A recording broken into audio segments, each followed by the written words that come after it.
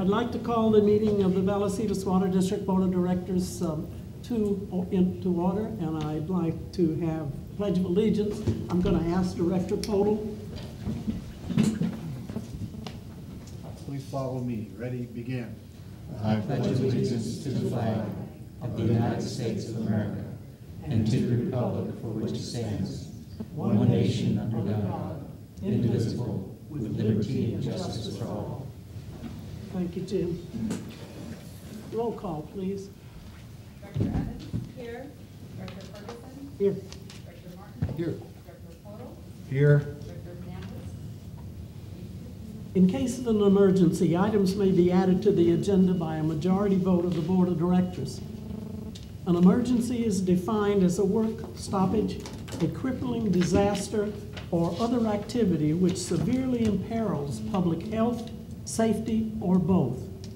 Also, items which arise after the posting of the agenda may be added by a 2/3 vote of the Board of Directors. Mr.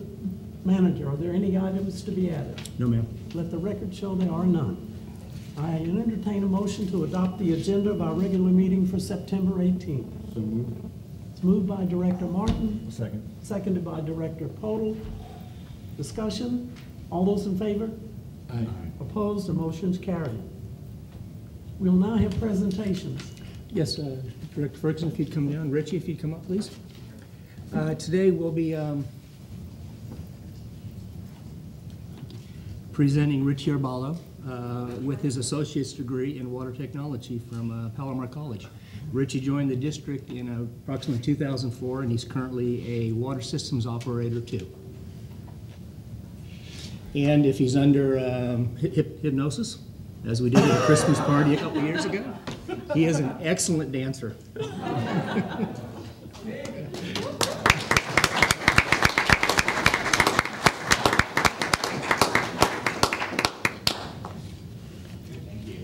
Thank you, Rich. Congratulations.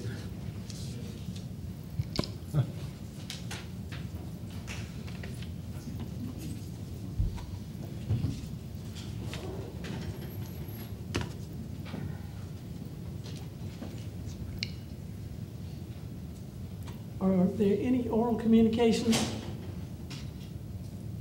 I would say that any person wishing to address a matter not on the agenda may be heard at this time. However, no action will be taken until the matter is placed on a future agenda in accordance with the board policy. Let the record show no one asked to speak under oral communications. Notice to the public: all matters listed on the consent calendar will be voted on by one motion. There will be no separate discussion of these items unless a board member or a member of the public requests that a particular item or items be removed from the consent calendar, in which case it will be considered separately under action items.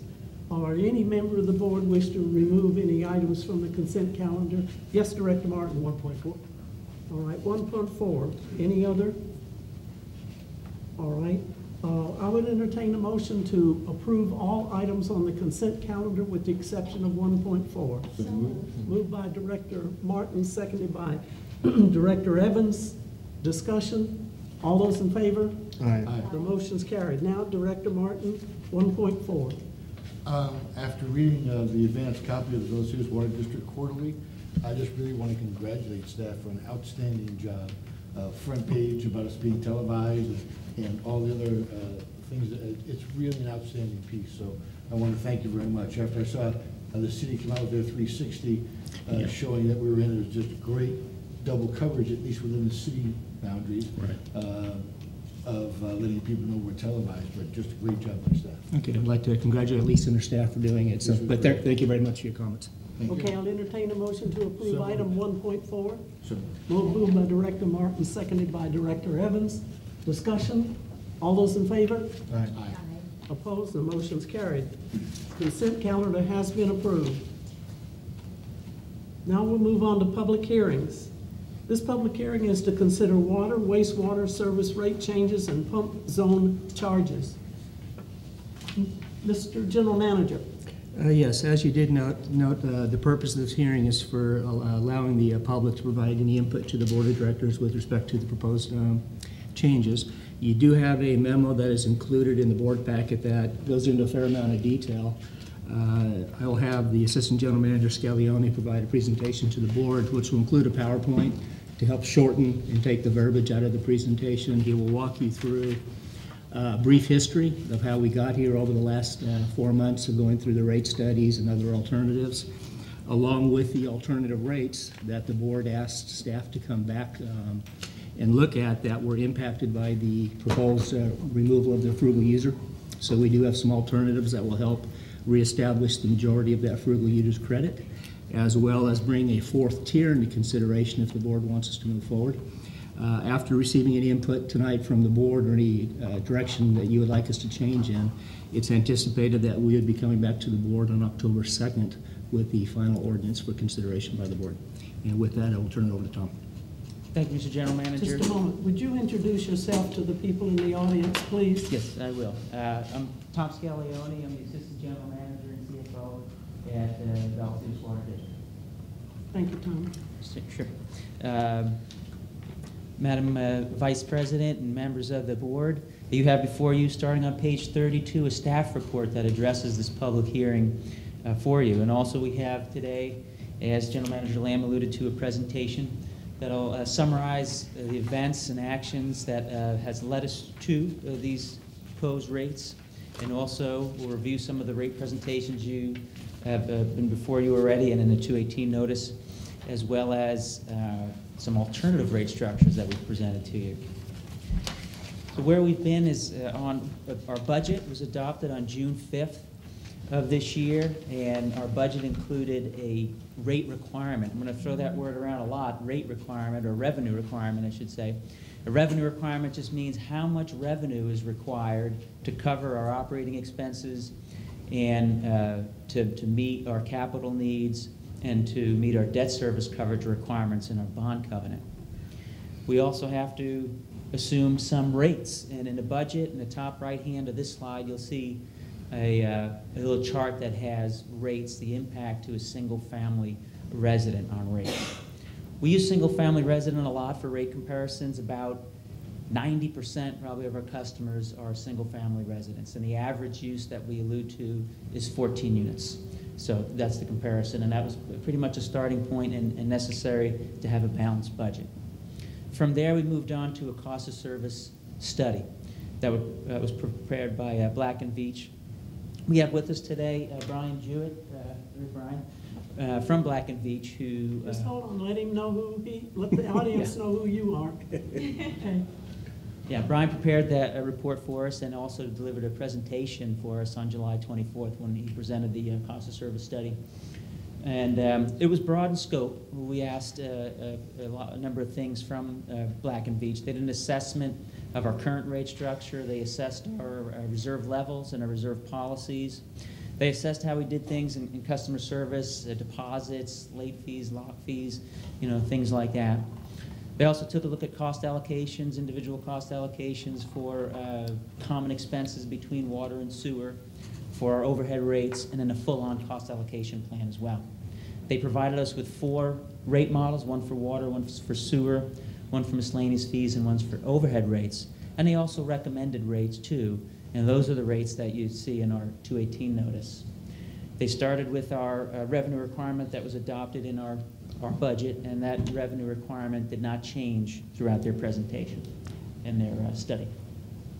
So these are the rates you see on this slide that you also see in the 218 and how they impact a single-family resident. A little bit less than it was in the budget. A little bit less than the budget. Then we sent out the 218 notice starting in beginning of August. We sent out the 218 notice. The cost of service study was accepted at an August 21st board meeting. And then we also looked at alternatives to the rates that were sent out in the 218 notice as well.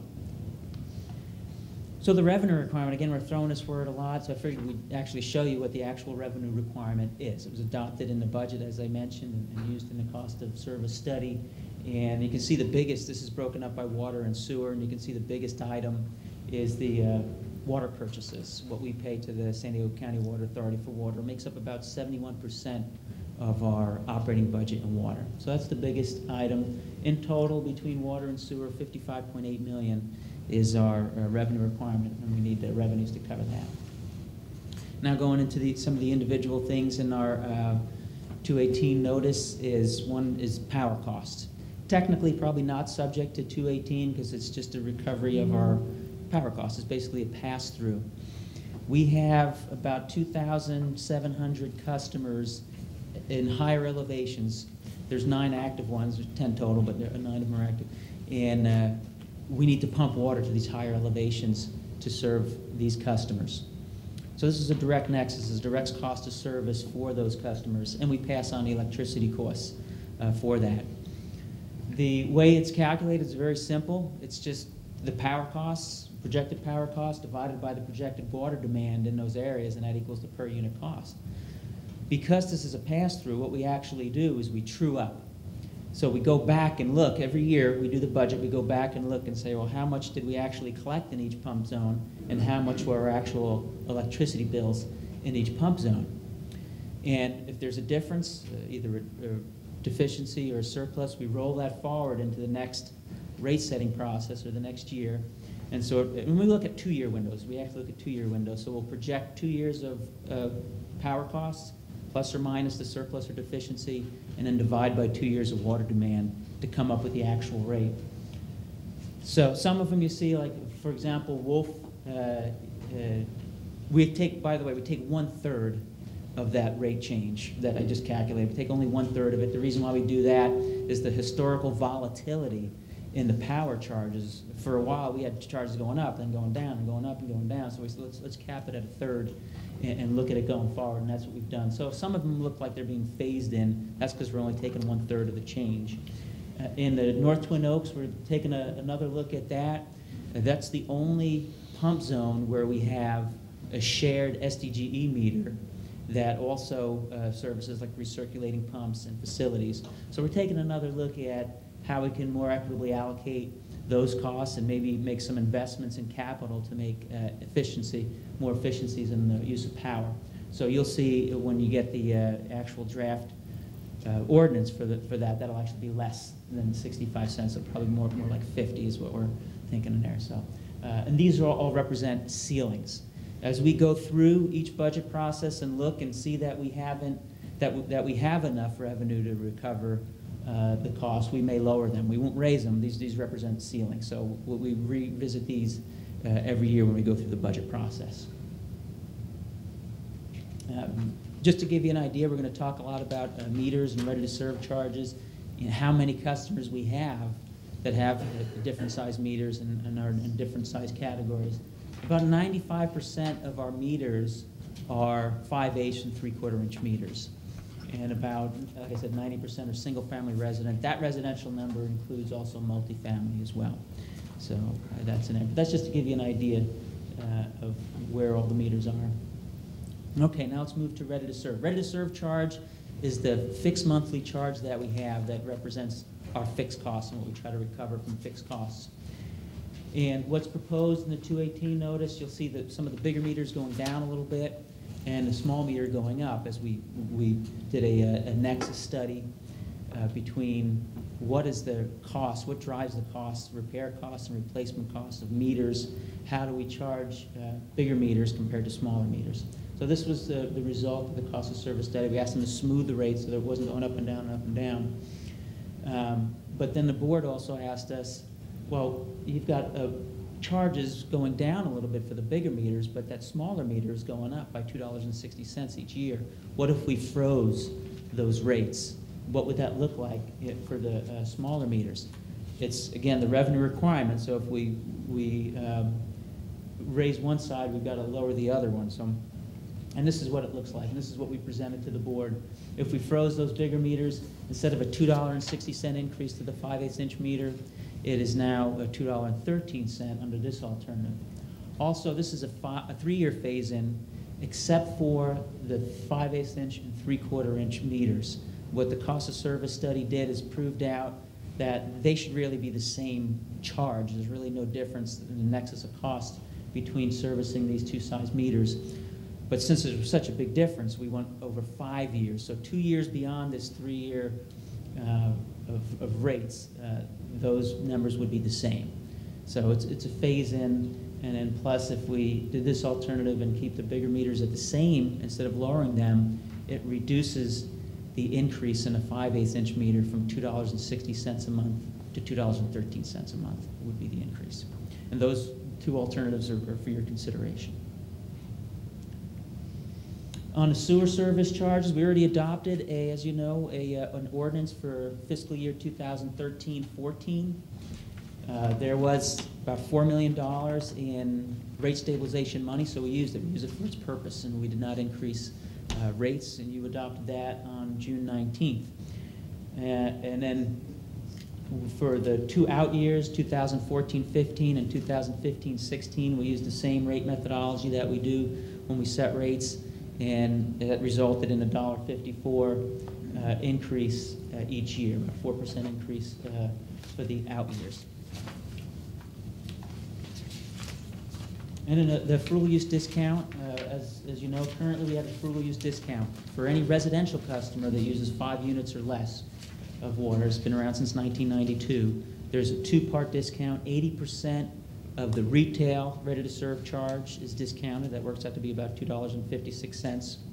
And there's also a part of the sewer charge that's discounted. If you qualify for the frugal use 5 units or less in your residential, then you only have to pay the mobile home rate for the sewer discount. And that for a single-family resident, that works out to $7.18 of the charge. About 1,600 customers qualify in the summer months where it's hotter, and about 5,000 customers qualify in the winter months where it's a little bit easier to meet that 5 units.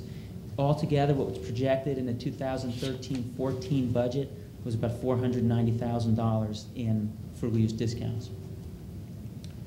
Prop 218 came along about 8 years ago or so, and it was questionable whether the frugal use discount was valid anymore, and then Proposition 26 came along and became part of the California Constitution. What Proposition 26 said, basically, any property-related charge is subject, in order to change it, is subject to a 2/3 vote of the public. The courts have established that water and sewer charges are property-related charge. Prop 26 said there are 7 exceptions to this, and one of the exceptions is that if you're only charging the cost of service, if you're only recovering the cost of service, then it's okay to change. You have to go through the 218 process like we have, 45-day notice and things like that. But what happened with this is that, just say you're a residential customer and you use more than 5 units of water, or you're a commercial customer, you don't get a frugal discount. But your rate, part of your rate is recovering that $490,000 that's budgeted for the frugal user discounts. So is that frugal use discount, the $490,000, is it a cost of service for a commercial account or for a residential account that uses more than 5 units? And it's not. So unfortunately, it's an unintended consequence of Prop 26, but these type of discounts that are funded by the ratepayers are no longer supported by legislation. So what we had recommended for the frugal discount is we already adopted the 13-14 sewer. That's the biggest portion of it. If the board adopts a water rate ordinance that where the frugal use discount goes away, that's then $2.56 less of a discount than you would get if you were a frugal user. And then throughout June of 2014, you'd still get the $7.18 discount. And then after that, there would be no further discount. However, we do have, like General Manager Lamb alluded to, and as was presented to the board, a few alternatives to the rates, to the commodity rates that might mitigate this adverse financial impact to these customers. And we'll go over those when we get into the commodity. For the consumption, we have the tiered rate multiples. And just to give you a little history over here, In 2003, the San Diego County Water Authority unbundled their rate. And what that meant is before 2004, we just paid one price for an acre-foot of water. And then the Water Authority said, you know what, there's a lot of fixed charges here that should be passed on to our member agencies as fixed. So they unbundled the rate, the commodity charge went down, and the fixed charges went up, and we passed those through as such. That was less of an incentive to conserve. All of a sudden, you're paying more fixed charges. So we implemented a tiered rate structure. The original tiered rate structure, Tier 2 was 106% of Tier 1, and Tier 3 was 118% of Tier 1. When the drought came along, we said, wow, that's not an incentive at all. There's nobody incentivized to conserve with such small tier premiums, and they were increased to 125% and 150% for Tier 2 and Tier 3 respectively. Black and Veatch did their rate study, and they looked at 125 and 150 and said that's pretty small compared to other agencies. And this slide, by the way, shows you how the tiers were established. The tiers were pre-drought numbers, and the first tier limit represented 90% of the average pre-drought. Now in post-drought, it's about 110% of the average. So most of our usage in this district, about 70%, is within Tier 1. But the Black and Veatch looked at the tier multiples, and they did an analysis. They looked at maximum use compared to minimum use. They looked at maximum use compared to average use, and said, you know, the multiple should be for Tier 2 140% of the Tier 1 rate, and for Tier 3 230% of the Tier 1 rate. Those are significant differences, and the recommendation was to phase those in over a 3-year period. And that's what you see in a 218, is a phase in. And these are the rates in the 218. Notice, because it's a 3-year phase in, it really didn't phase in that whole 230% yet until the next go around when we do rates. But these are the rates. Tier 1 is 10 cents.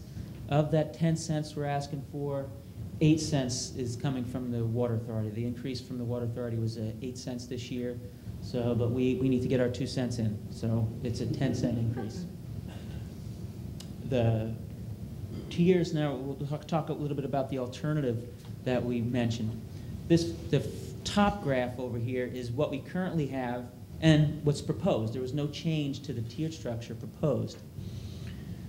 Alternatively, starting in July of 2014, when the frugal use discount would go away, one of the alternatives would be to establish 4 tiers instead of 3. It's basically, as you can see, shifts tiers 1, 2, and 3 to tiers 2, 3, and 4, and carves out 5 units for every meter size. The difference here is that every customer, not just a select number of customers, every customer would benefit from this lower tier. The multifamily is just an estimate. It would be 5 units for whatever meter size the multifamily has, and then tiers 2, 3, and 4 would be based on the number of units, living units they have. So that's the tier structure, and then looking at the tier rates. Originally, if you recall, we had 3 alternatives that we suggested to set this lower tier. We looked at the $490,000 in discounts, hypothetically, and said, what if that same number, what if the first tier benefited from that $490,000? So basically, we took $490,000 and divided it by the 1.6 million in units that we anticipate would be within this 5-unit tier, and we came up with 31 cents. So we reduced the original Tier 1 by 31 cents, and that created a tier at $3.10.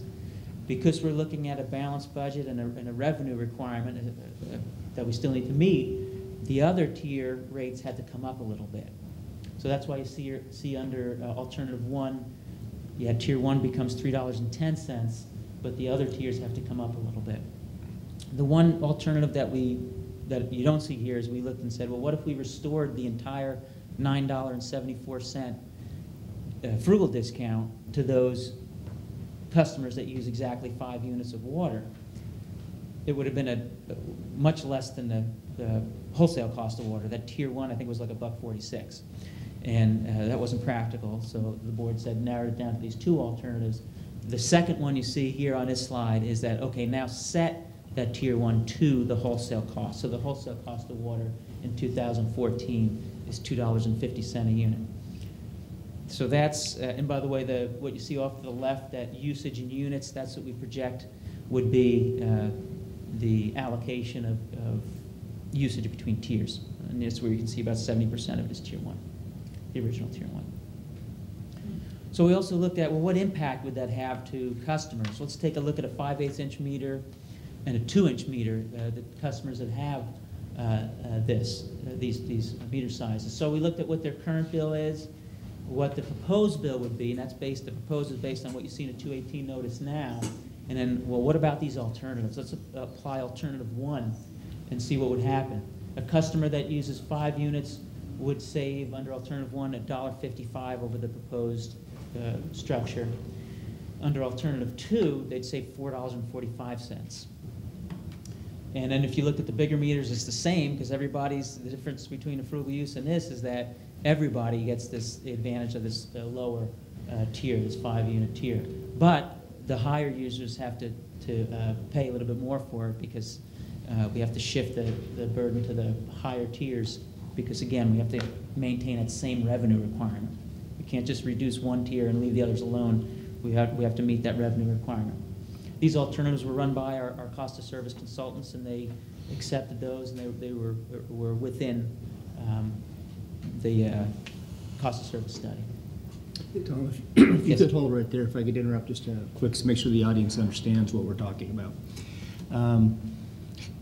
We attempted to reinstate the frugal user credit to the maximum amount that we could, but as Tommy alluded to, everybody would get the discount now. So the first 5 units of water, regardless of the customer type, not just a frugal user, because of the Proposition 26 requirement, if we provide a revised cost, everybody has to benefit from that revised cost. So what we did is we created a 4th tier, which is now called Tier 1, to where the first 5 units, in essence, the same as what the frugal user was using, 5 units or less, we've tried to restore the bulk of the credit back. So it actually results in a $4.45 credit back, or reduction of what we were proposing. So that was the attempt here, was to help replace or restore the frugal user credit and give it to everybody across the board, so it was a fair charge and equitable. So it might be a little hard to follow with all the graphs, but that was the basic intent the board directed us to do, was go back and see how we could mitigate that rate increase by lowering rates. Thank you. And then with that, one of the other things we asked Black and Veatch to do is to do a survey, and every time we go out for rates, we'll do a survey. And this is a combination of all agencies, providing water and sewer. So, and what you see in the green bar is the average. The first orange bar is where we're at now. The second orange bar is where we would be with the proposed rates. Some of the other agencies hadn't adopted rates yet, so they'll all shift a little bit to the right.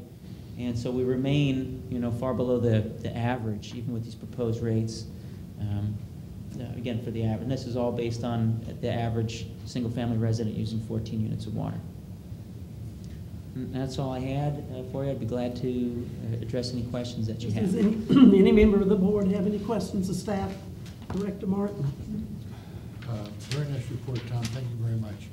But to make it a little easier, I think, for people to understand, a year ago, I wouldn't have known what a unit of water was if I drowned in it. Very good. Thank you. How much is a unit of water? And then when you say 5 units, how many gallons do people get to use? Because we do have frugal users. We have people that use less than 5 units all the time that live in condos, townhouses. Absolutely. And so that means something to them if they knew how many gallons you were talking about. Yeah. But nobody knows what a unit is, hardly anybody.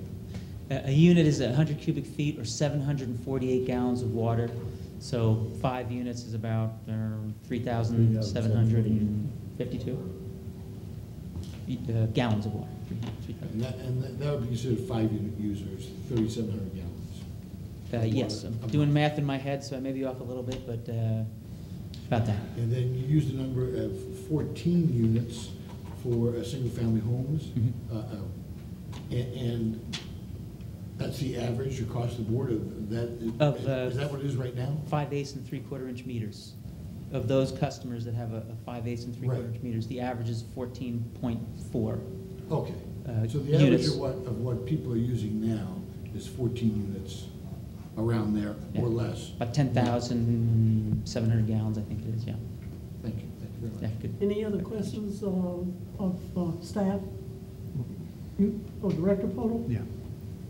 I just wanted to kind of explain again some of what you were saying and maybe put it in terms that is more simpler for me.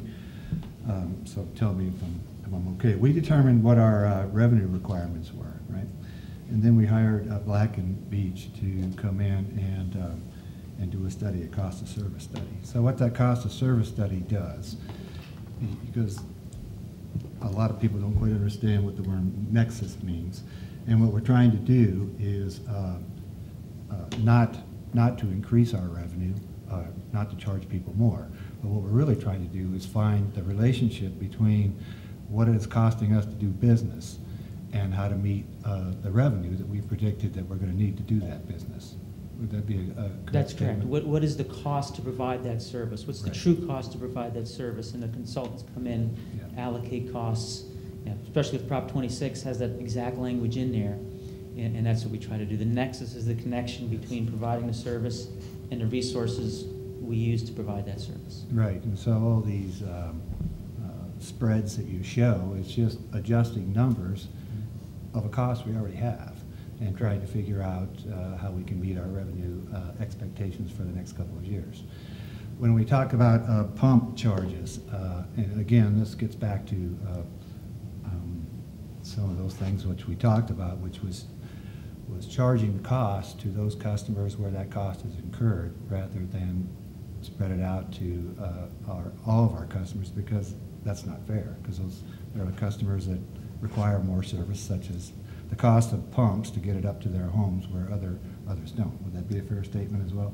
Yes, different pump zones have different tariffs, have different elevations, different water demands, so we can't just meld one rate, because then you wouldn't be following the methodology of cost of service. Right. Yeah. And then, based upon some of the examples you gave us previously in the last couple of months, the board showed a lot of concern about the frugal use and how we were kind of put into a corner because we could no longer do that according to the proposition. So we were trying to come up with a rate system that would be comfortable for those frugal users, but would also not cost the rest of the customers a cost for us being able to discount the frugal users. So with that, I think your examples are really noteworthy, which is that everybody can now share that. Well, let's not call it a discount, but let's call it a lesser price for those amounts of units of water. It's not just a frugal user; it's the general population can experience that. That'd be right? Correct. Okay. Cool. Thanks. Yes? If I could just add one more step to the power rate. We know that's an extremely large component of power, of our water bill. And it's hard to explain, same as you pay for power at your home when you turn anything on. We have the same thing. We just happen to have a much bigger SDG&E bill than you have, so we do pass that on. Just so the board does know that we're very involved in looking at that cost. You will be seeing a study come before you November? Okay, probably November. We've just finished a 6-month study that was done by SDG&E as well as a consultant to help identify what we could look at, what we're looking at over the next 10 years in power rates, and what we can look at in capital expenditures to help mitigate some of these projections of power rates. So we know it's a big component, and we are staying on top of that. So the board will be seeing some additional studies over the next few months to look at what it'll be in the future. And I may have failed to mention too, 17% increase in our power rates effective this month too was also factored into our rates as well. That was a retroactive adjustment that the PUC allowed SDG&E, and it really represents a year's worth or so of increases, so that impacted the charges as well. Okay. Yes, Director Evans? I just wanted to thank Director Podol actually for rephrasing that so it made more sense to me as well. But I'm questioning, I just want to make sure I've got this right. I'm looking at the last page with the 4 tier rates on it. And if I were a frugal user at 5 units, currently my bill would be $41.58. Is that Yes. correct? No, the frugal user, that's for all customers, so No, you'd actually, if I were at 5 units right now, I'd be at $41.58 on, before we did the discount. before this, that's correct. Right, sorry. Yeah, before the discount. Okay, Yeah. since we cannot allow that anymore because of the proposition, so this is showing that that same person would do 5 units under proposal 2, let's say, and they would be paying $40.23. Yes, So it's a $4.45 difference from what we originally proposed when we started this rate structuring? what's in the 218 notice? Yes. What was proposed In the by the 218 cost of notice. service? That's right. And it's actually $1.25 less than they would be paying right now without the discount. Yes, Yes. right. That's before the discount. And it still encourages, I think this would still encourage conservation as you still have quite a cut for everybody if you stay in your 5 and don't go past your 14. I appreciate that. And I'm really glad to hear about the SCG&E thing. That was going to be my question. I know there's a lot of this is power expenses. Okay, any more questions from the board to staff? Okay. Thank you. Does any member of the public wish to address the board? I do have 3 requests to speak slips. Does anybody else want to address the board beside these 3 ratepayers? Okay, we'll start. I'm putting them in alphabetical order. Mr. Bercioli? Yeah. Please come to the podium, sir.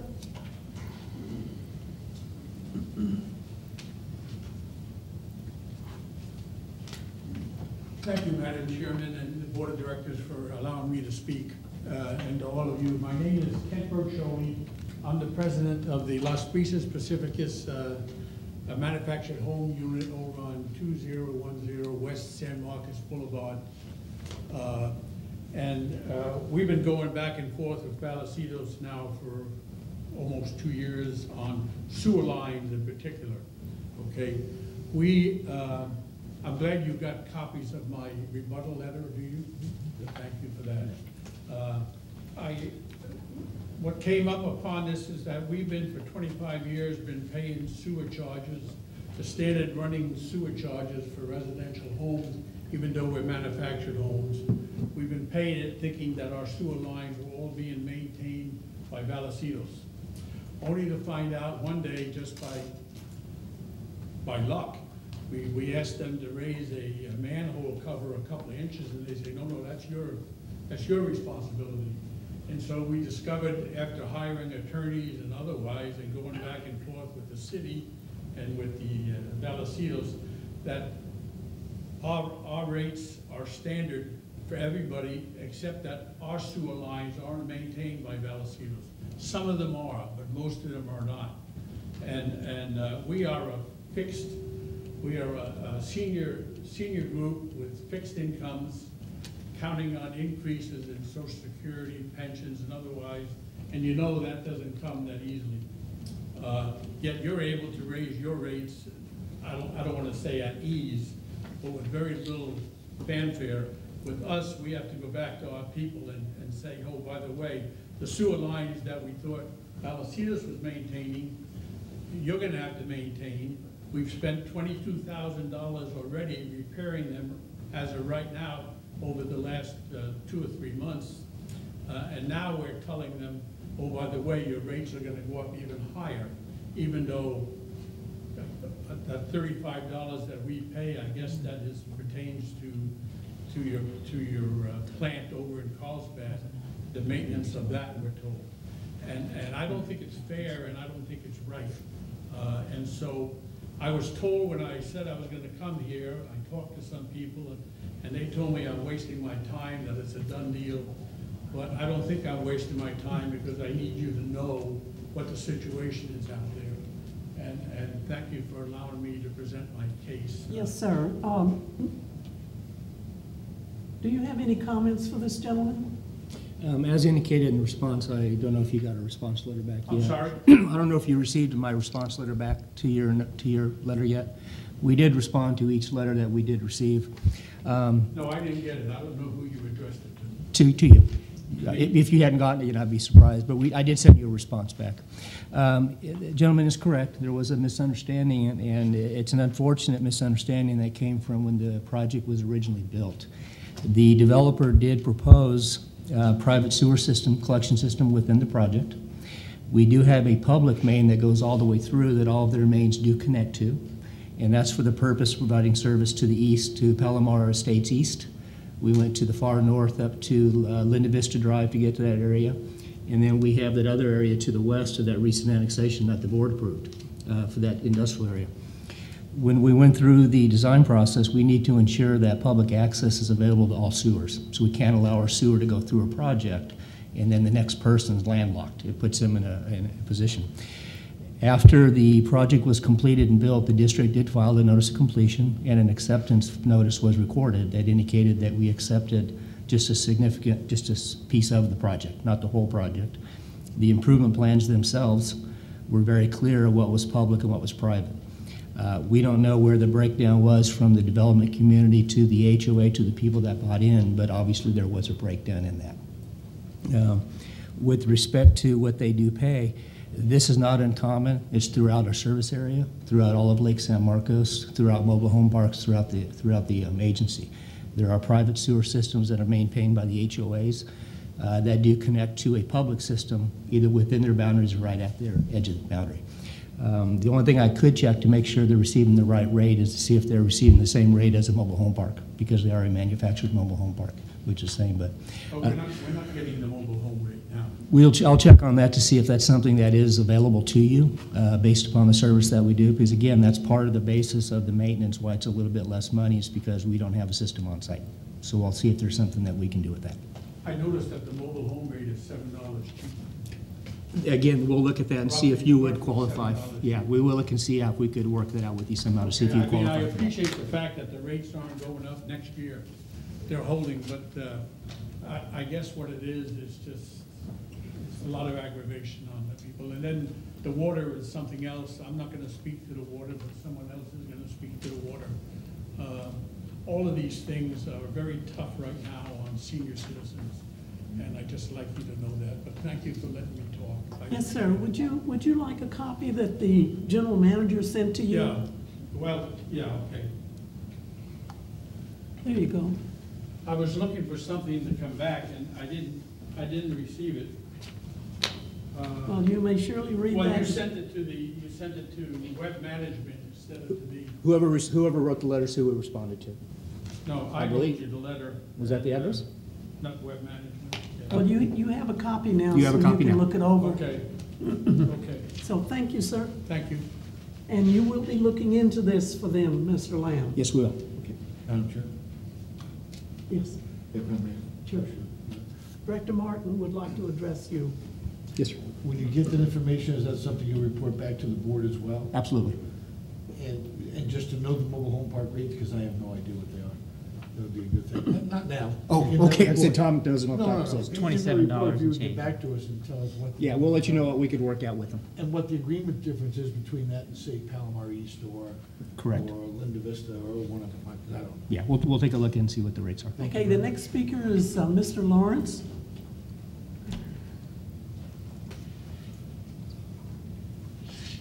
Madam President and council members, thank you for hearing me. I didn't know it would be this formal. Actually, my issue on rates is not unlike the previous gentleman. And I want to thank you for posting the Black and Veatch information on your website. When I received your general mailer that all of us ratepayers did and announcing this meeting, I started looking on the web for some support information and was delighted to see that there had been some other research. However, it looks like the Black and Veatch report is quite recent. And I'm not sure if how it's affecting, really, so I have some different questions. How is it affecting those proposals that we see published in the Black and Veatch report and then which you displayed today? And then I wanted to ask, just in terms of fairness, I wanted to state that right now the sewer fixed rate fee seems to be just averaged out, whether or not it's a single family residence or like the other gentleman, a mobile home, or then there's a multi-use rate. I don't quite get it. To me, as the Black and Beach report stated, it really should be tied to water use. I understand you're not going to go back in and put a meter on all our sewer lines. We're trying to keep costs down. And I want to ask about just the inherent fairness and who determines the baseline for what's what, but especially as was mentioned, and you've asked already, and I appreciate it, that the frugal use discount is pretty much going to go away, with exception of tying it to tiered, which is similar to the way the power utility is sort of handling theirs. I just want to make sure that the board is going to be considering that perhaps they use, as in San Diego City, I think we're all part of the same local water district, or water region, if you will. Sorry if I don't have these terms down properly.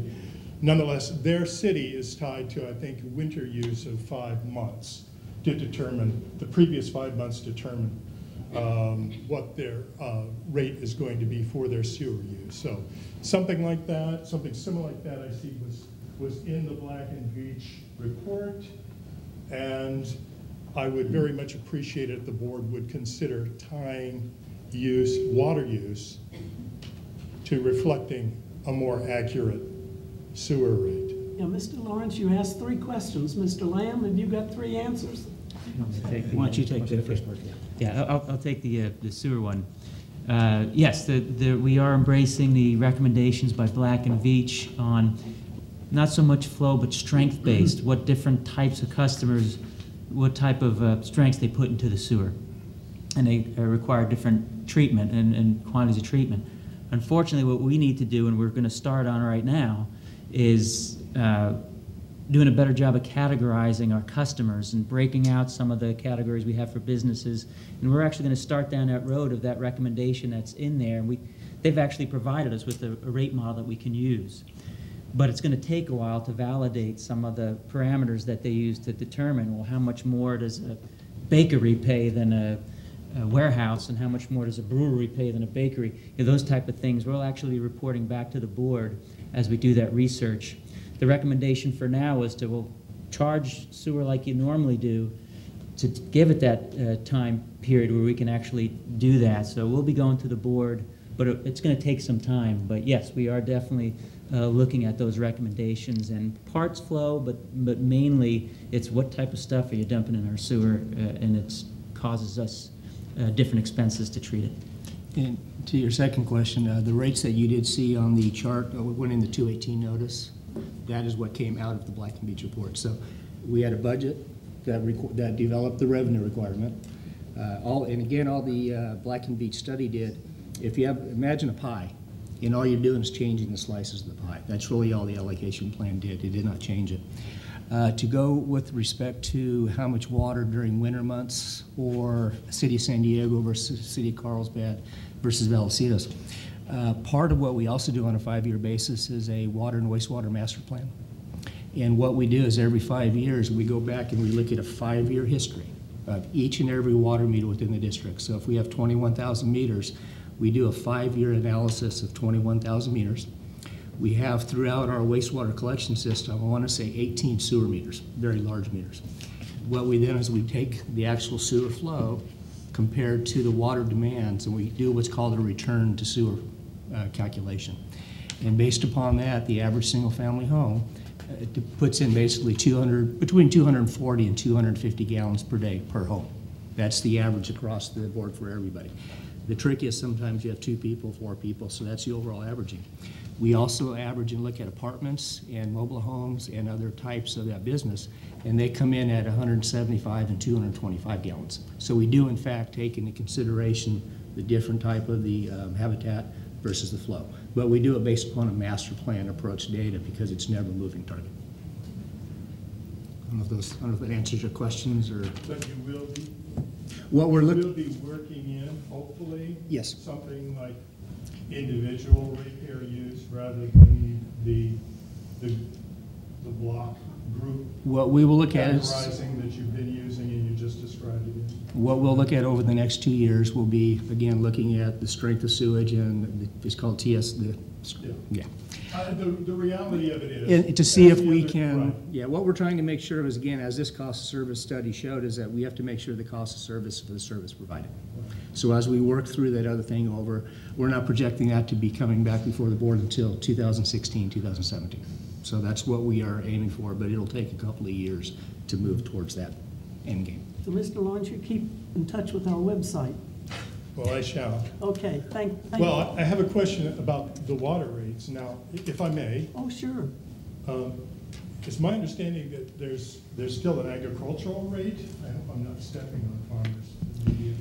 I'm gonna take that. Why don't you I go- don't quite get it. phase it out? We've become really, I mean, once upon a time, when I moved here, I mean, there were a great deal many more people with farms and dairies, et cetera. And I understand, we all benefit indirectly or directly by having those people have produce what they need for what we need.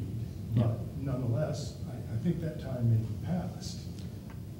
If I may, there is the San Diego County Water Authority, our wholesaler, has a program, and it's not a discount, it's an exchange, basically.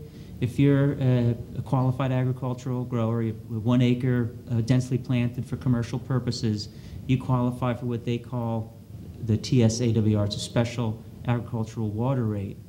You give up the right to storage, and you've got to, during a drought, and you have to, your cutback is much more drastic than non-ag people. In exchange for that, you get a lower rate. So, and we participate, we help them in the program administer this program. So the T is for temporary, TSAWR. So the San Diego County Water Authority Board, by 2015, there'll probably be an action before them to make it permanent. But I can't presuppose what they'll do. But right now there is a program in place for some agricultural customers don't want to participate because they don't want to get hit with that big cutback in a drought. So, but most do, to get that special rate. And that's a Water Authority program, and we just administer it for them. And you are correct, that program was phased out by Metropolitan Yeah. Water District, which is the regional wholesaler. They phased that out, I want to say, a little over 3 years ago. The Water Authority did phase it out 18 months ago. It was brought back as a temporary program. But again, as Tom indicated, the storage, the emergency supply program, all of the facilities that have been built over the last decade and a half, they will receive no benefit from them in an emergency. So if there's an emergency on failure of an aqueduct or whatever, they go to between a 40 and a 60% curtailment instantly. And then if it gets worse, they actually do lose their supplies. So that's the nexus that they use for justifying it. Well, I won't pretend to understand all that, but I appreciate the Bottom line is, explanation. it did go away from Yeah, that. I Locally, they're trying to keep it alive as long as they can. Example would be Valley Center, because of the drought and everything else over the last 2 years. They used to be the biggest supplier of water in San Diego County. They're down by, I think, 47% in their water supply. Well, thank you very much. Well, Appreciate thank the you, time. Mr. Lawrence. Thanks for coming. Okay. Our last speaker is Mrs. Zafiropoulos. Yes, yes, ma'am. I think I got it fairly right. Yes, and that's Greek, and that's what I thought this was. Yes, thank you so much for calling me, I appreciate it. I learned a little bit here today, because I certainly didn't learn a lot on here. Anyway, most of my questions were answered. I do have a couple of asks. On the pump zone, are those charges put on everybody's list, or just the ones that live in the area where they're pumping the water? They are only charged to people that live within that zone that receive the benefit. Okay, good. Now, why are the charges for the mobile home so much lower than single family and residential? like General Manager Lamb alluded to before, through our master planning and looking at flows and averaging things out, the multifamily has less of a return of water to sewer than a single-family resident. And so you'll see that it's 250 gallons per day is the assumption for the single-family resident. It's 225 gallons per day for an apartment. And for a mobile home, it's 200 gallons per day is the assumption. So in that same ratio, that's how the charges are done. So 90% of the single-family resident is, that's what we charge for apartment complexes, and then I think it's 80% is the mobile home rate, because they just return less water to sewer. They have less of an impact on Now, sewer. you're going to do away with the frugal for the, the people that don't use so much? Are you doing away with that?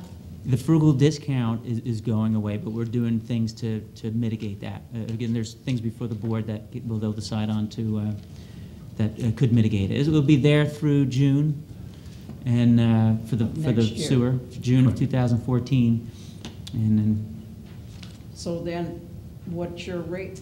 The 2503 on current rate, is that with the frugal or without the frugal? that's before the frugal.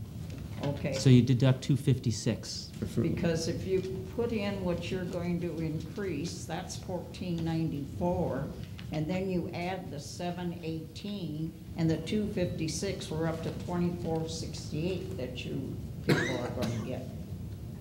No, before the frugal, it's, well, there's two alternatives right now. The one that was proposed in the 218 before the frugal discount is $27.63.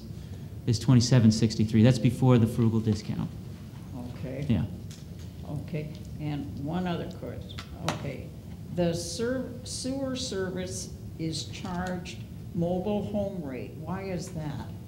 That's because if they're using less water, then they're likely to be returning less water to the sewer too. If they're only using 5 units, that might be something comparable to what a mobile home would use. So it's and that's the theory behind it. They're using water like a mobile home would use. So it should only pay the mobile home rate. It's similar, it's kind of hard to explain it, is on the water meter where you use 5 units or less, we were, that was part of the frugal user. That's where we have the second alternative the board's going to consider, which would reduce the water rate $4.56. That's what we're proposing. On the sewer side, you have two parts of the sewer, the same as water. It's a little strange to think about is we have a certain amount of the sewer system we have to maintain no matter what, so that's the biggest part of the bill. But when we actually treat the sewage, it costs less because you put less sewage in it, so that's why we charge them less for the apartment and mobile homes. Well, I'm away an awful lot. I have grandkids in Temecula and San Diego, which everybody has grandkids. So I'm not home, and I have a house up in Big Bear. So I cannot figure out how I use 2,244 gallons in the 30 days. That's 3 units. You know, what we can do, if you'd like us to do it, we can come out and meet with you and actually go through irrigation or anything with you. And then the other option we have is a device is called Meter Master. What we do is we put it on your meter. And I then think I have one on that. Well, I don't know if we may have done it for you, but what we do is we put it on the meter, and then it can go from, I think, anywhere from a couple hours to several days. And it takes a read every interval, whatever they set it at. Was it? 10 minutes. Every 10 minutes. And then what they can do, they can tell you if you have like a toilet running that you don't know about. It can pick up all these little minor nuances that you may not even be aware of, and we can maybe help you with that. If you'd like to, just get in contact with us, and we'll send somebody out to help you. Okay, very good, thank you, because I have no lawn or anything, just patio, Okay. cement, but I know. We'll come out and help you if we can. Thank you, everybody.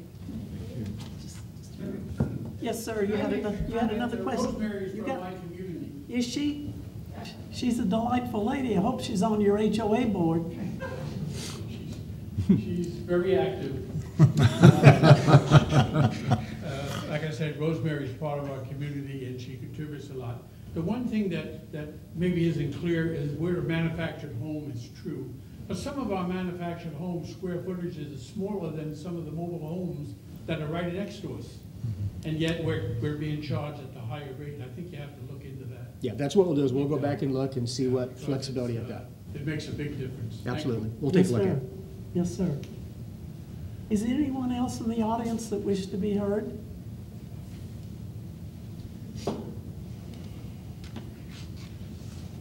Then I declare the hearing closed. Does any member of the board or directors have any further questions? Director Porter? Yeah, I just wanted to say that we're not getting rid of what was considered to be frugal user. I think we're getting rid of the word. And so what we've managed to do is kind of spread out the costs so that the frugals are still there. They're still getting their advantages, but so is everybody else. So we just reduced the rates for everybody in the first 5 units. That's correct. Hey, any other director have any comments? All right, now, the public hearing is closed. I would like to have a recommendation from staff for action to be taken by the board. Staff will be bringing back final ordinances for board consideration at the October 2nd board meeting. And based upon what I've seen from the board and the recommendations, we would recommend coming back with the alternate ready-to-serve charge, to where we reduce the 5/8 and 3/4 to keep that cost down. I believe it reduces by 50 cents. And the second alternative on the water rate structure with the 4-tier allowance for 5 units as the base tier. So this will be coming back to the board at our October meeting for action. That's correct. All right. Thank you all for coming. You're welcome to stay until the rest of the meeting. We're going to go over a thrilling odor control study in our sewer pipes if you want to listen to that. Hopefully it won't stink.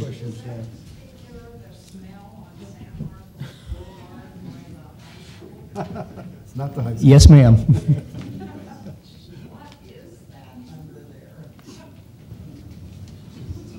I need an IT person.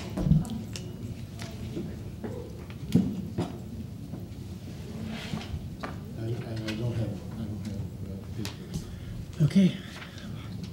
3.1. I lost my agenda.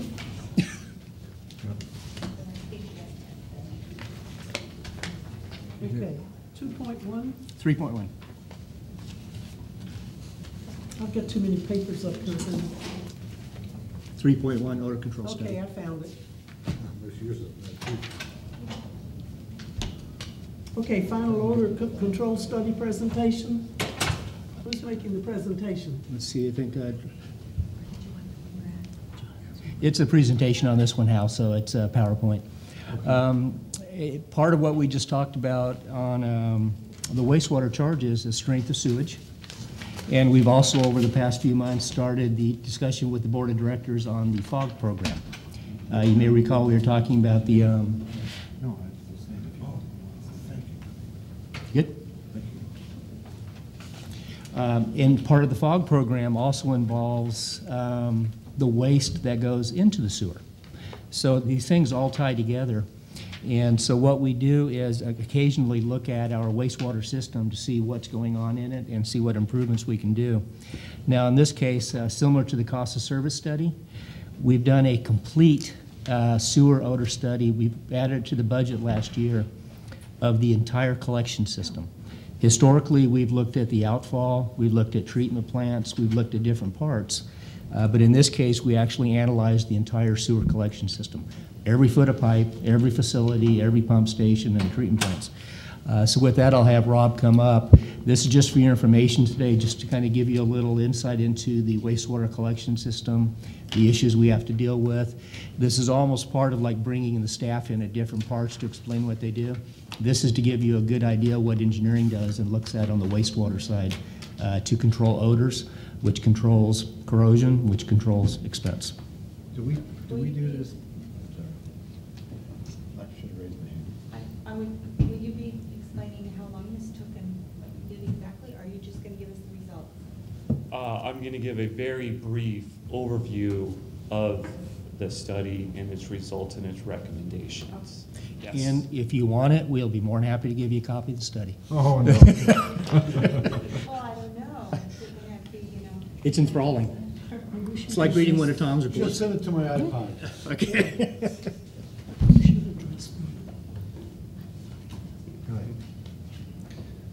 Okay, go. Oh, thank you very much, Mr. General Manager.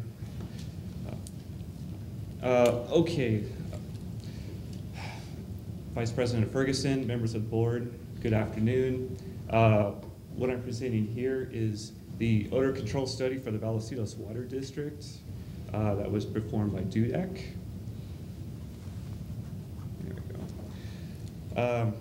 As Mr. Lamb stated here, this was a district-wide odor control study. We looked at all parts of our district, and basically what came out of that is 12 hot spots, what we call it, 12 areas where we have issues here, fairly serious issues in the district.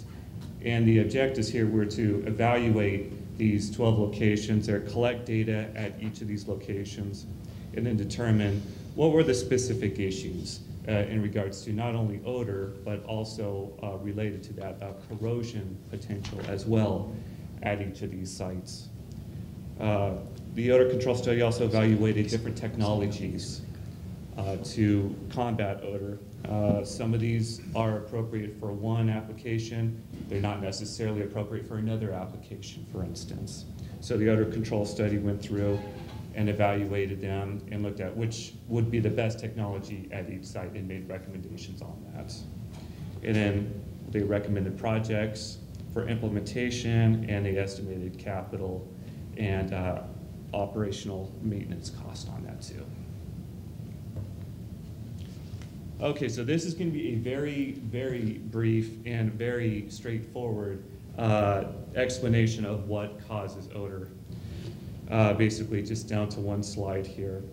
When you have dissolved oxygen that's in your system that's getting below about 0.1 milligrams per liter, the wastewater in there begins to turn septic, meaning that the anaerobic bacteria in the wastewater flow, they kind of take over. These are the type of bacteria that take the sulfates that come in with the nutrients and the solids in the wastewater. And what they do is they reduce those sulfates into a hydrogen sulfide. Now that hydrogen sulfide, as long as it's in the wastewater, it's not really an issue. It doesn't have odor when it's in the wastewater. It's when it comes out of the wastewater or volatilizes, yeah, I think that's how you say it.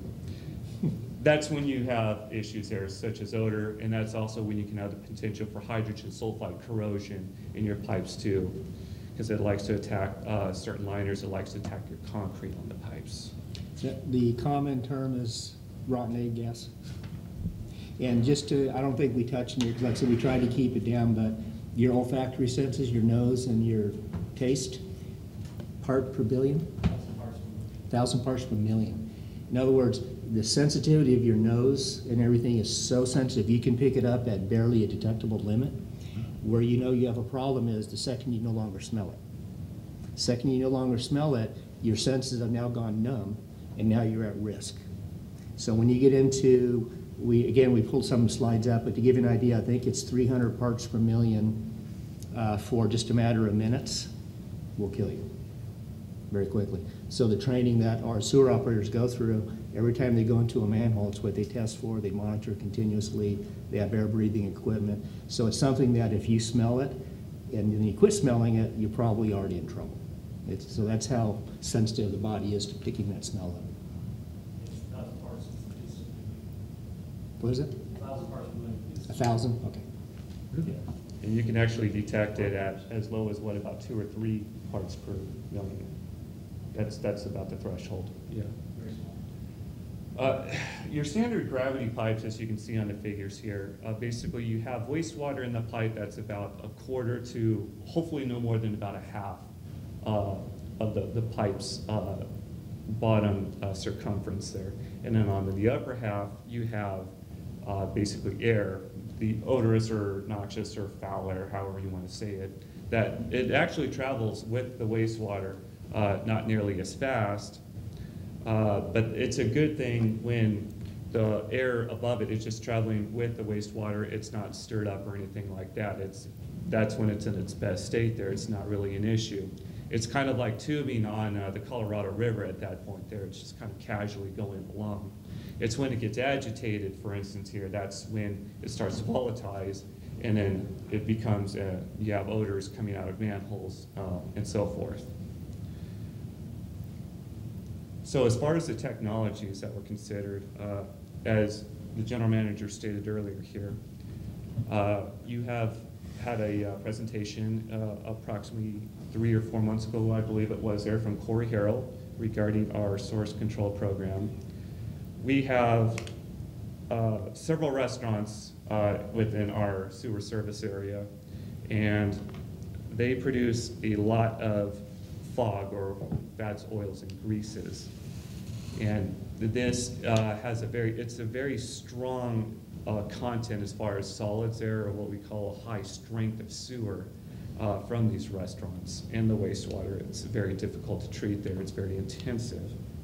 So the program there is looking to control the biological or the biochemical oxygen demand and control the biological environment.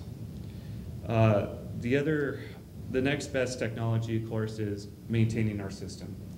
Maintaining our pipes here, keeping them clean, doing a routine maintenance on the pipelines. These areas here, these hot spots that we know we have a lot of issues, we can make sure that we monitor and maintain these areas more frequently. And then you start to come to areas here where, well, maybe doing some redesign on the infrastructure, for instance, is a better way to go. We have areas there such as our inverted siphons, which is essentially you have one manhole here and then your next manhole's down here, and it's actually like a tube that goes underneath. The pipeline gets underneath something here, such as a creek, for instance, or a freeway.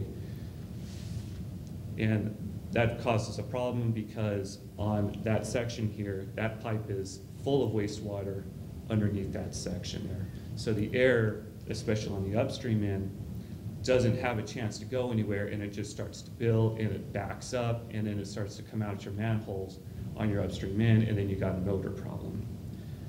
So if we can redesign, we're practical for some of these things here, siphons, reduce the turbulence, drops and drop manholes, for instance. That's another solution. Another solution is to install an air jumper, which is basically just a parallel pipe that goes with one of these siphons. And its only purpose is to carry the foul air from one side of the siphon to the other. Those are some potential fixes right there. You can add oxygen, aeration. The theory here is if you boost your oxygen supply to the wastewater, that gives the bacteria something to use as their oxygen supply instead of a sulfate, and thus the sulfate is not being reduced to hydrogen sulfide in that case.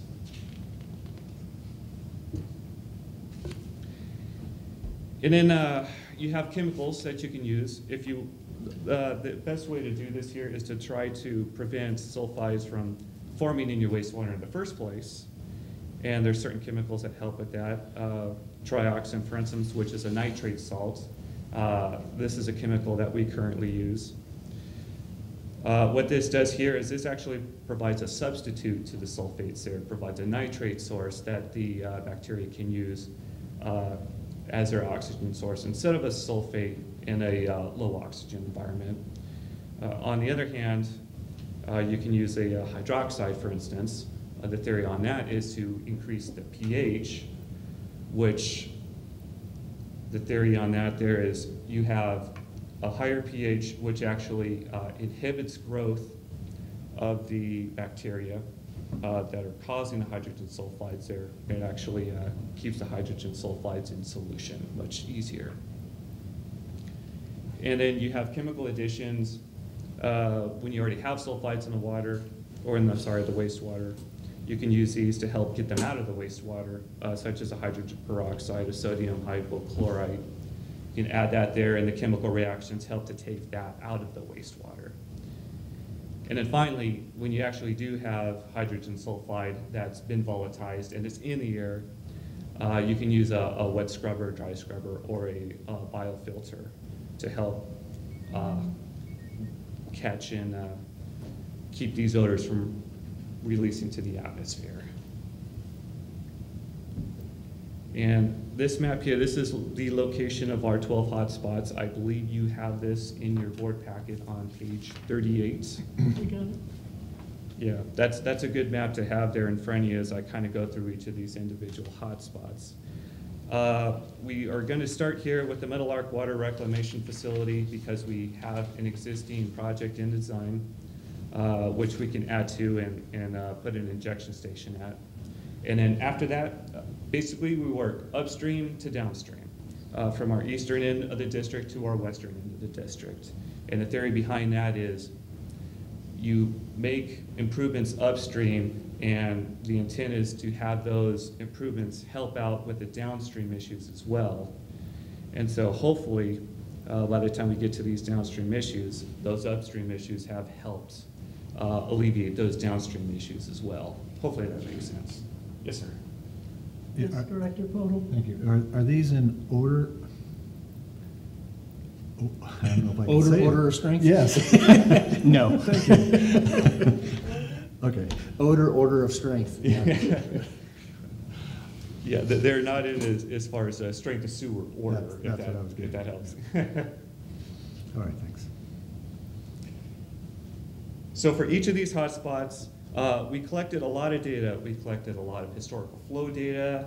We did field monitoring out there, and of course we sent samples to the lab. Basically what we're trying to do is we're trying to find out exactly what are the issues that are occurring at each of these sites that are making them odor issues and potential corrosion issues.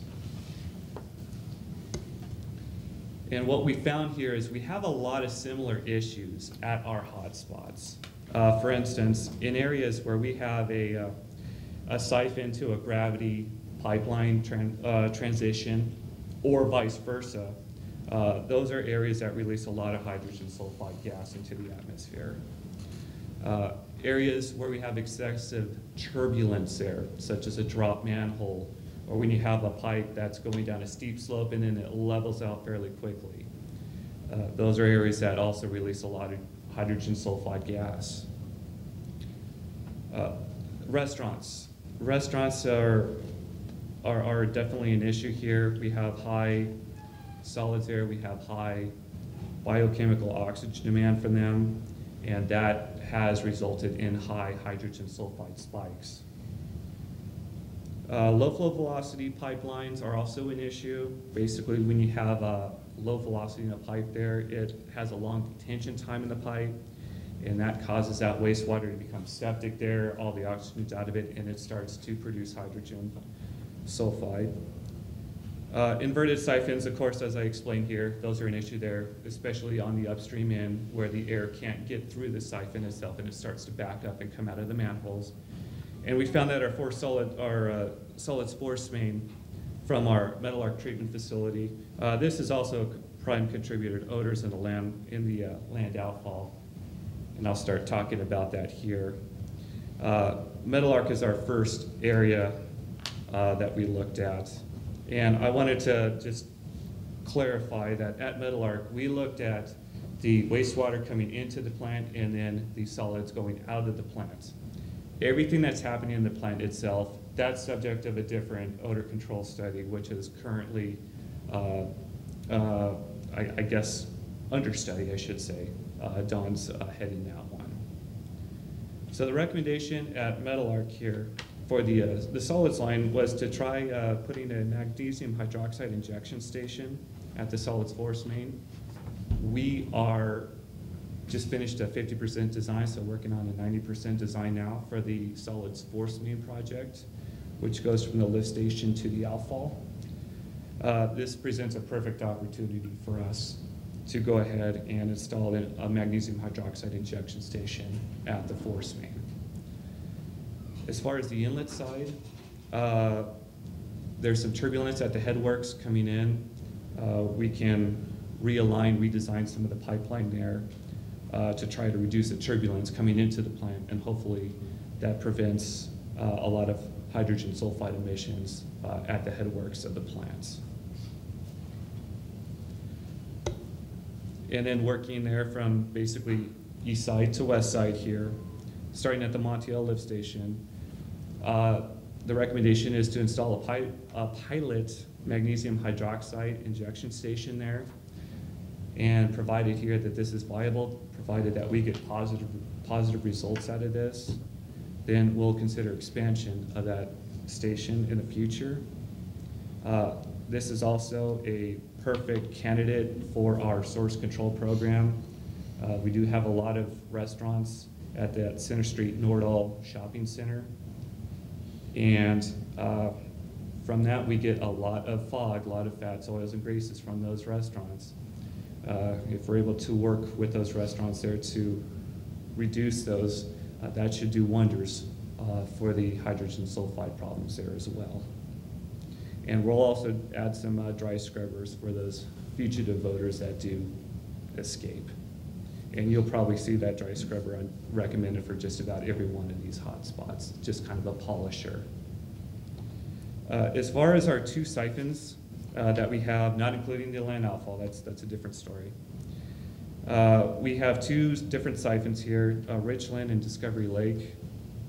In addition to adding some dry scrubbers at each of those sites, Discovery Lake, we can use some periodic sodium hydroxide treatments as well. Basically, that's to clean the pipes out there, reduce those hydrogen sulfides there that are in the pipelines here, just kind of treat it as needed. And then at Richland, we can construct an air jumper from one side of the siphon to the other. Or we could look at realigning the pipeline entirely and getting rid of that inverted siphon, and that'll probably resolve that problem right there.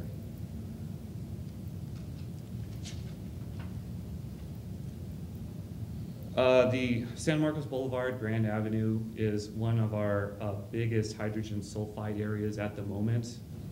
We have a lot of those restaurants there. This comes from, you got the Applebee's, you got the Phil's Barbecue, you got a lot of different restaurants in there. And we found very, very high hydrogen sulfide spikes there. And so this is another prime candidate for our source control program to work with them to reduce those nutrients, those fats, oils, and greases that are coming into our system. Quest Haven lift station. Quest Haven is actually, it's got a bit of a unique issue. It's a little oversized for existing wastewater flows right now. It's designed more for like an ultimate build-out scenario. So right now, it's a bit big for the actual amount of flows that come in.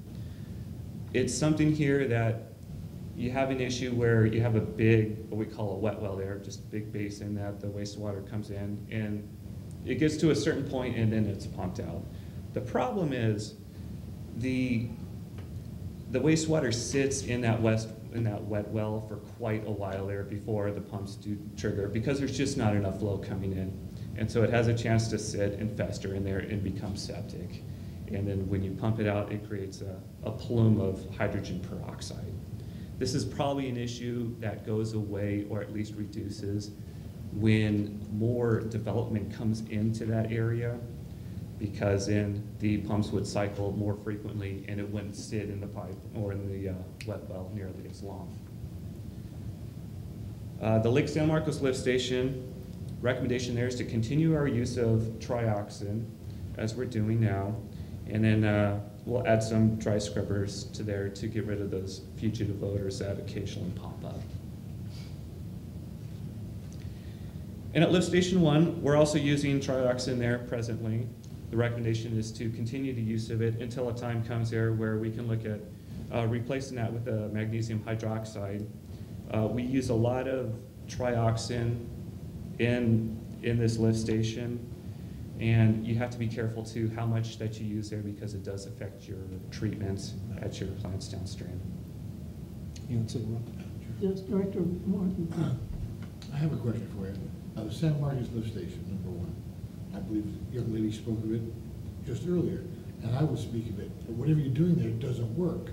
Does that mean you just need to do it more often? Because it stinks. What it probably needs there at Lake San Marcos, it does need some type of scrubber system, which is one of the recommendations that we've made there. Yeah, That's that, why. that, Let's talk about lift station one. Oh, I'm sorry, lift Yeah. station one, Lift okay. station one. yeah, Director Gotcha. Martin, that lift station is the oldest. You've been in it. That's Yep. the biggest one. It didn't It's, stink when I was there, I was surprised. yeah, and it's one of those hit and miss things where at 2 o'clock in the morning, you might drive by and pick up a little more odor, or when the flow picks up right after around 9 or 10 o'clock, because you get that rush of all the sewer coming in, and then it volatilizes and goes out. It is one of the things that Rob's looking at, and amazingly, it's one of the few things that APCD hasn't come up with a way to charge us a permit to permit it. That's horrible. But I'm sure they're working on that because, Not yet, yeah, they just haven't quite come up with it yet. But that's part of what we're looking at, is finishing and enclosing the building and putting a scrubber on it to where it would capture those fugitive odors. I just never noticed it in years gone past, I've never noticed it like I have the last couple of years as I drive by. It seems almost every time I drive by. A lot of it too, and we do track it, is you've got the Las Posas branch coming into the creek right up the street there and going out the other side. Depending on the time of year, a lot of that smell you get is also just dead vegetation rotting in the storm drain coming through the area. We have that problem at the Lake San Marcos lift station. There's a storm drain that goes out to the lake right there, and all it gets in it all year is all the grass that gets blown off people's yards with a little bit of runoff, and it turns pretty nasty. We actually go in and clean that one out on occasion just so we don't get blamed for it. So it's kind of a combination of things. And I want to congratulate you on the term I never thought I'd see, fugitive odors. I wish I could take credit for that there, Whoever but. did, that was it's- great to come up with that. Fugitive It's in the study. But to, Director Martin, to address your concern here on lift station one, yes, the trioxin, it's meant more as a downstream, a downstream resolution to address those. We do need some dry scrubbers at the site, and we do need to look at doing some periodic sodium hydroxide treatments. This will help, of course, reduce the trioxin requirements that we need at the downstream part of that as well. Thank you. And then we come to what I think is probably the most difficult site of all of them here, and that's if you've ever been down Rancho Santa Fe Road there, when you get towards the bottom of that hill near Villlandra, you can get a good whiff of that there. The problem there is you have a force main from lift station one that outlets to a gravity pipeline that goes down that steep hill and then levels out very quickly and then goes right back to a force main all the way to the treatment plants. The recommendation on that there is to maybe make that entire segment pressure main instead of that gravity transition in the middle of it. That's expensive.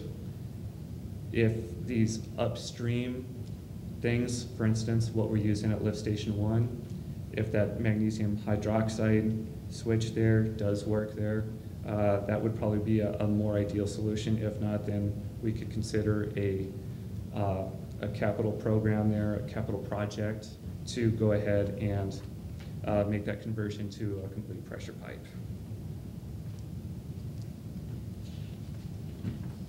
And then finally, we've got the land outfall. So that is that yellow pipeline there that goes basically from the top of siphon A and about 3/4 or so way down there towards the west. You'll see the Poinsettia bioxide station. That's where we're currently injecting trioxin.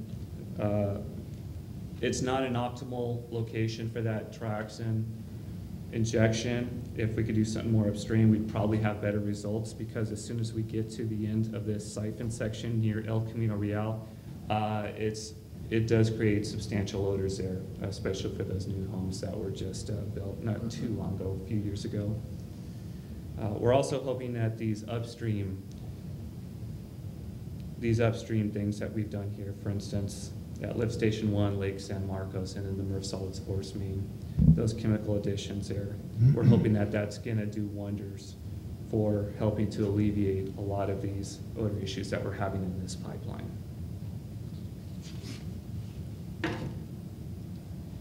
And as far as the implementation there of all these recommendations here, the capital cost for these constructions is just over $2 million. And the estimated annual cost, once all of this is installed, is approximately $365,000, which is actually very close to what we're currently expending on odor control technologies at the moment, in the terms of trioxin and scrubbers. The difference is, with this program here, we'd be using them much more efficiently. So for about the same amount of annual cost there, we're covering more areas, more hotspots than we currently are. So just to summarize real quick there, our first site here will be the MRF solids force main, where we'll commence with a magnesium hydroxide injection station as part of that force main replacement project. And then we will work upstream to downstream.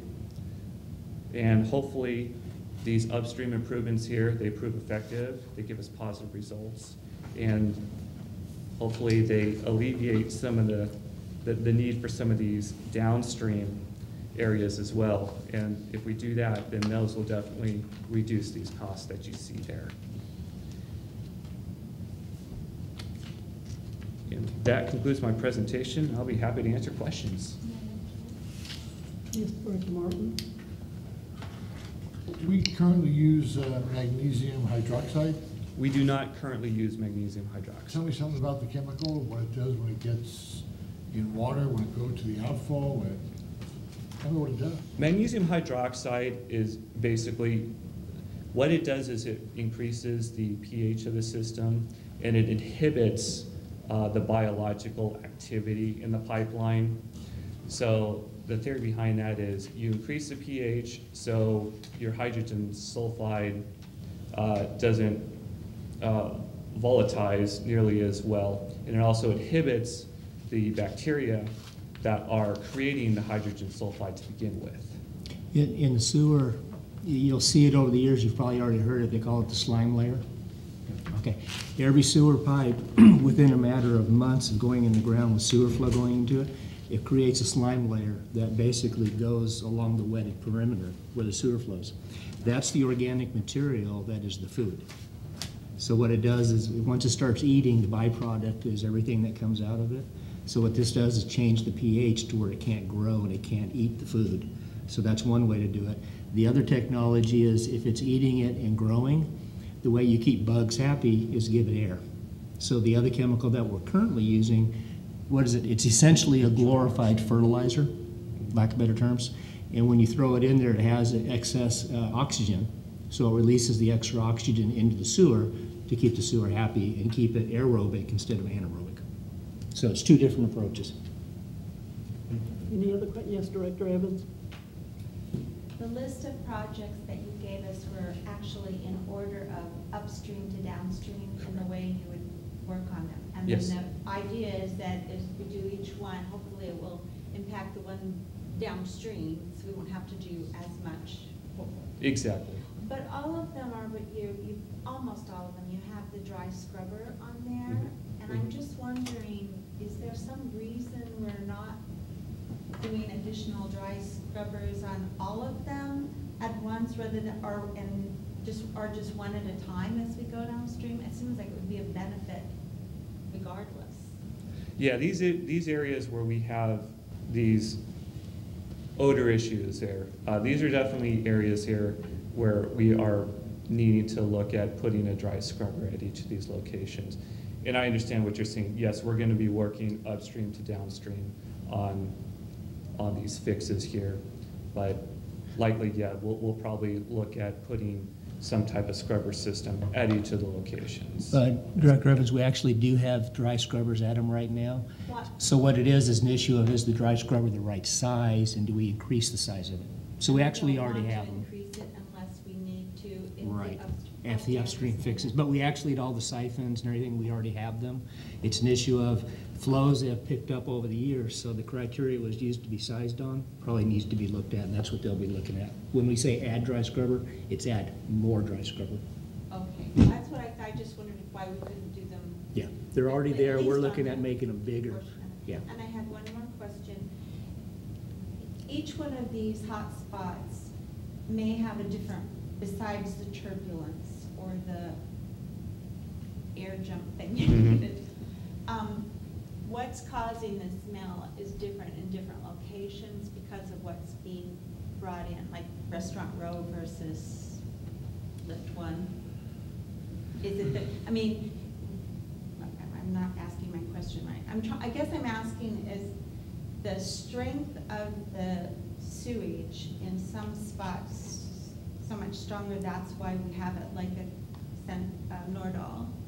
Little bit different causes depending on the location. For instance, where we have our restaurants, a lot of that is because there's a lot of solids, there's a lot of nutrients that are coming out of those restaurants.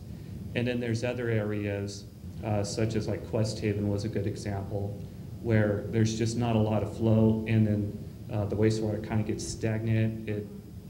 The dissolved oxygen is so low there that it starts to produce hydrogen sulfides. Okay, now this is an aside to that then. So this study that Tom was talking about on our sewer strengths, is that exactly where we would be looking at the places that are contributing to the one on Grand? Yes. So those places we would then be able to say you are going to be charged more because your strength. Absolutely. So we give them an incentive to do better on their fogging or whatever we call it. Yeah, they all three tie together in a unique sense, because what Rob is dealing with is what's already in the sewer, so we have to deal with the problems. So that's why we start east going west. The fog program that Corey presented to you, which would be going to the restaurants and say, okay, no more garbage disposals, put in a grease trap, so that that fog waste, which is the high BOD, or the biochemical oxygen demand, it doesn't actually get into the sewer. So if it doesn't get into the sewer, then we don't have to worry about it. But it doesn't, that correlation's not gonna hurt Rob and what he's moving forward, because it's just gonna be less chemical. The rest of the facilities will be the same. Now, what I'm personally hoping is, as Corey is going through the fog program, we will also be doing this random testing that we need to test to see if 3 years from now we want to enter into a sewer rate based that is based upon strength of sewage. Because common sense says if a restaurant is at that point only putting human waste in, because all the fats, oil, and greases are no longer being dumped into the sewer, their strength is theoretically going to be the same as an apartment, as the same as a single family home. So what, 2 or 3 years from now, if we do everything right, what I think we will find is there's very minor differences between the normal restaurant and regular waste. Now, a brewery, a dairy, those things will still need to be dealt with separately, just because there's no way you can control all that waste. But what we're hoping is the majority of the system through the fog program will be controlled, where we don't have to worry about developing 10 different sewer rates for different people. Not either, and so currently, all of us as ratepayers and as a district, we're paying for the heavy sewer and the. That's correct. Thank you very much. Director Pohl and then Director Martin. Yeah, otherwise, I was just thinking about what you said, Betty, and then you'd have to go to that ready to serve fee and all that good stuff. You know, you'd have to do all that to get it another way. Well, I have a couple of questions. Is this the first time we've done the study? We haven't done a study for, I want to say a number of years. Yes, the studies we have done have been the outfall and the treatment plant. And those were done probably 10 years ago. That's why we're using the one chemical we use. This is the first time, because of everything we've added over the facilities in the last decade. We went and did the whole district as a whole for the first time. We've done individual studies, but never all-inclusive one. Great. Well, anyway, you're doing the report was really good. It was really fascinating, actually. The other question I had is, as a part of the maintenance, is that what our vector trucks do, and go around and kind of constantly cleaning out the different sewer? Yeah. Yes, sir. Cool. Mm-hmm. When we talk about the cost, has that been, since the study you just showed us the study, I don't imagine it has, but the question's probably worth asking. Is that cost in our capital improvement cost yet in our budget? The only project right now is the force main. Yes. Is the force main that's leaving the treatment plant. Okay. So that's in the current capital budget. That's the one that Rob said he's at 90%. Because we're actually doing that pipeline project, this component will just be attached to it. It's a very small amount of the project. Yeah. The rest will be something that They're capital, but they will be coming forward over the next couple of budgets as we put them in for the board to start approving. And the cost at $365,000, that's the projected cost of operating the whole system. And again, as we fine tune it, even if we don't reduce it, we maintain it. That's our biggest goal. One thing that you may notice, I think it's a line item in the budget. What's that stuff called, Ed? Nature Clean. What is it? Nature Clean? Nature Clean. Besides having giant cans of aerosol spray throughout the sewer system, these areas that we call the hot spots, it could be a physical dip in the pipe. So as the camera crew is going through, that's what they're looking for. They're looking for defects, laterals that stick in, flat spots in the pipe. So if you have a flat spot in the pipe, it means the pipe is full going through. That's where you get the odors upstream and you get grease balls and everything else.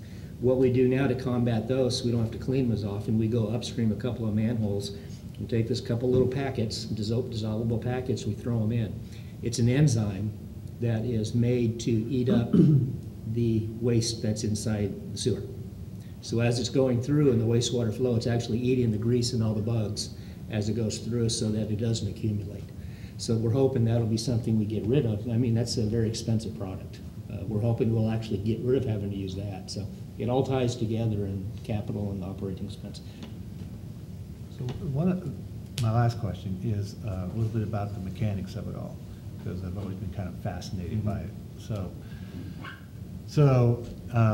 you know, your sewer systems are kind of closed systems, but except you know that you can't flow without air. Yeah. Right. And so part of the purpose, I would imagine, of a manhole, which a lot of people don't understand, is the manhole is an open channel.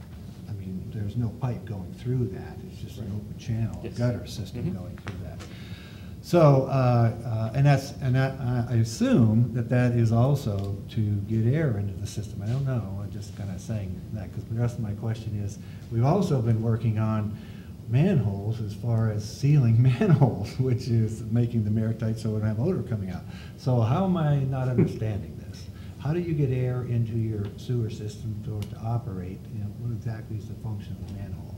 I'll take a crack at this there, and Mr. Pedrazi can correct me when I go astray here. Almost all of the system, except for and a lot of these hotspot issues there, it's actually it sucks air. It's under more negative pressure, so it brings air in from the atmosphere into the pipeline. The problem is when it does the opposite, and you have these areas where the air goes out of the pipeline. Through the manholes. We're sealing the manholes, Director Poto, from respect to the rings. You build a manhole, same as you build Legos. There's joints as you come up, 3-foot rings. We're sealing those, lining those so we don't get water flow coming in. We still have the pick holes on the top open. And that's the purpose of the pick holes, to emit and pull area. Okay. But you don't get enough air coming and going out of those in a normal open sense. But as Rob says, when the flow is full flow, the air can't go with the pipe. It has to come out those pick holes. So we're not sealing the pick holes, we're just sealing it from leaks. Okay, got it. Dr. Morgan? Thank you. And again, great report, and it makes a whole lot of sense. Is there something we're doing in the short term to stop the odor? That it's just not working?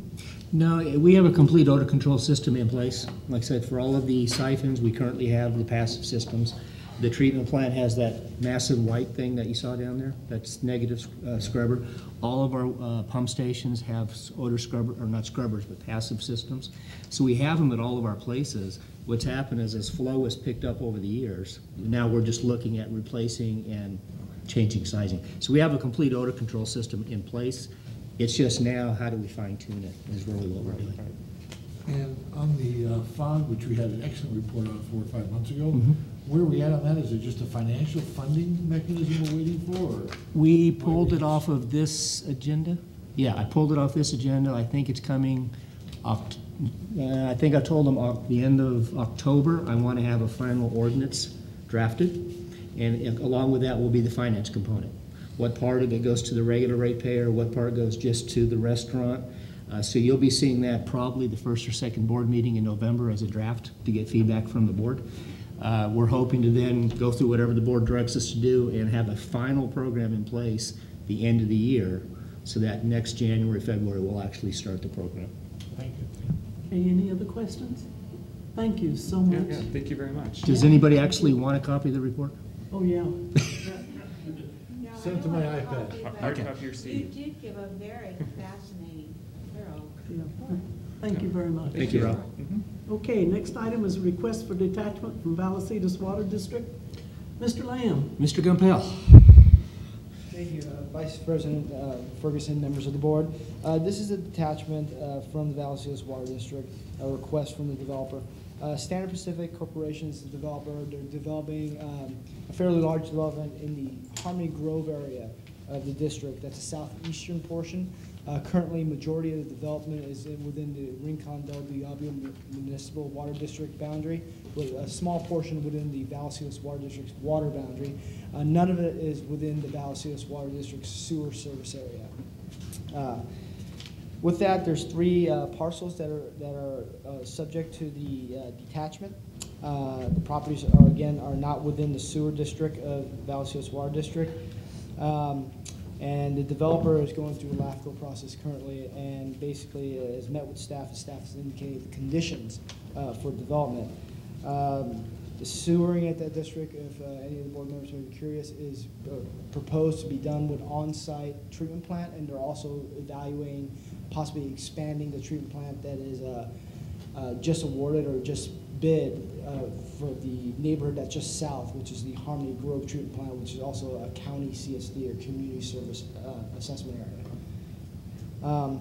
With that, the staff recommends the detachment with the following conditions, which is the payment of all the fees, submit all the title reports and copies of the property reports, initiate the detachment at LAFCO, and also initiate the annexation proceedings at the Rincon, and completion of the detachment and LAFCO process within a year from this board action. With that, if you have any questions, I'd be happy to answer. Yes, Director Martin. Could you kind of explain to me the payment of the water detachment fee of $40,000? So what we're waiving is the right that we're not going to give them water, so they have to pay us $40,000. Well, that was, Help with that? if I may. Yeah, detachment fees relate to debt that's been incurred. And here, they had, the properties benefit from facilities that we purchase with debt.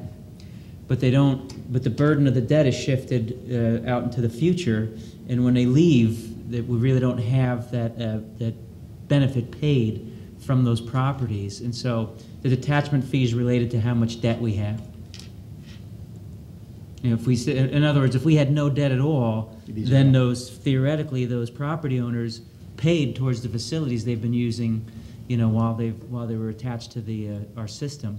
But if we have a bunch of debt and they leave, you know, that we've never collected our, you know, that fair share of the debt, which comes from our ratepayers.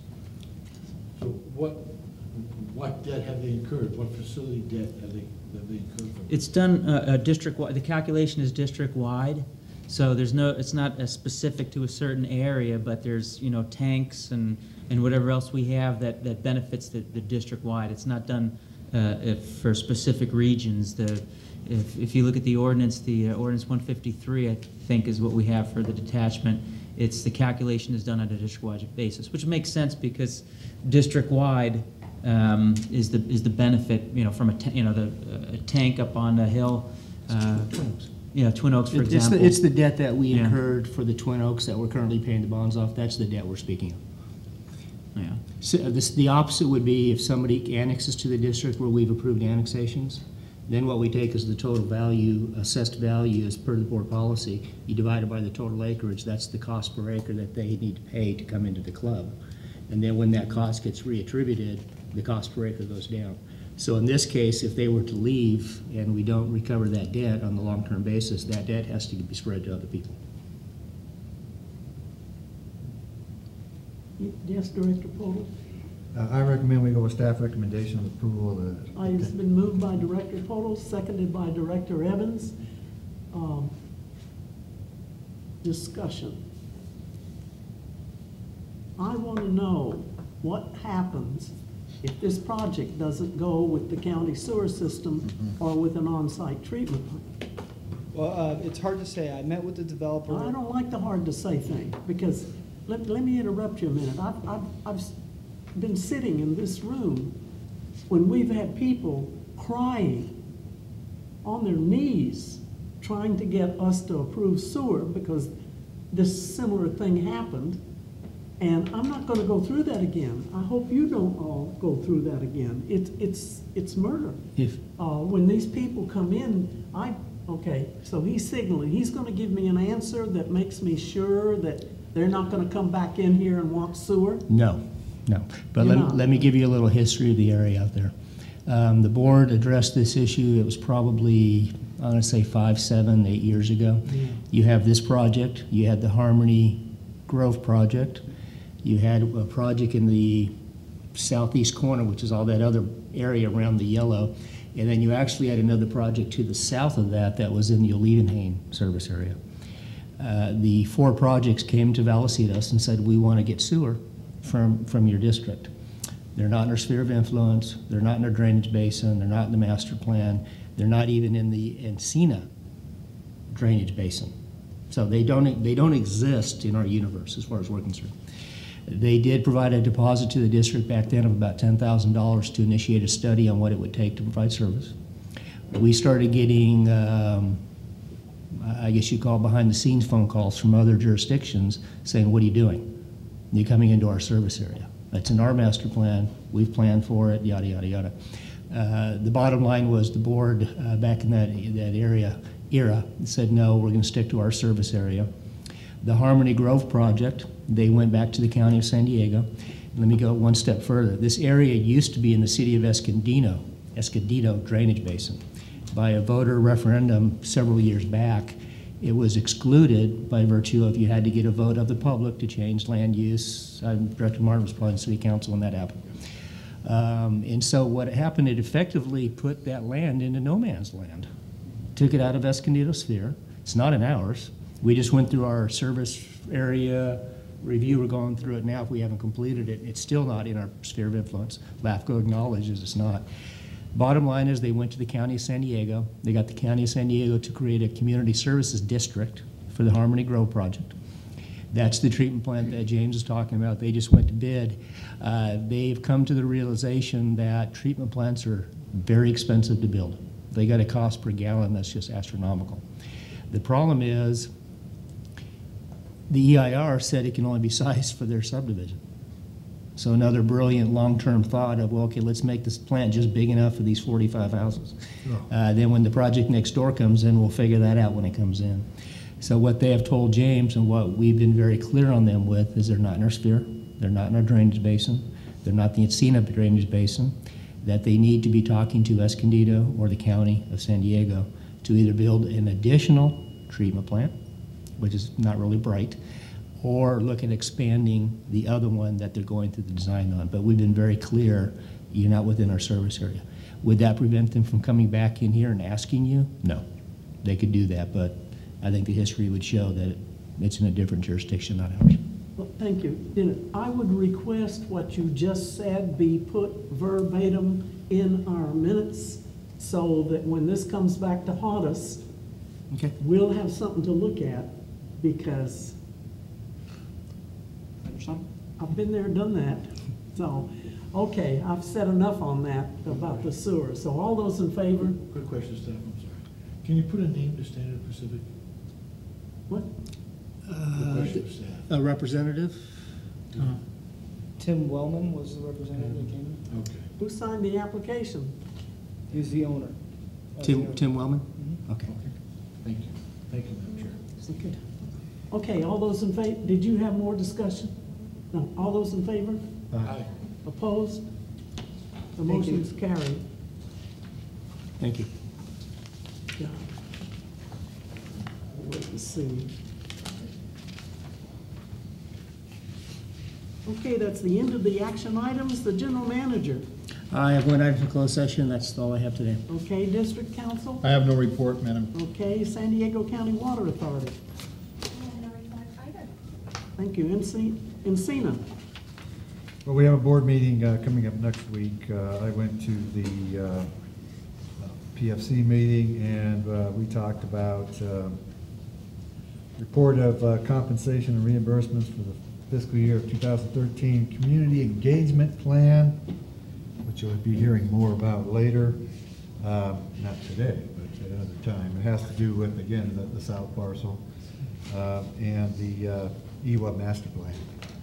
That concludes my report. Thank you. Any directors' reports on travel conference seminars attended?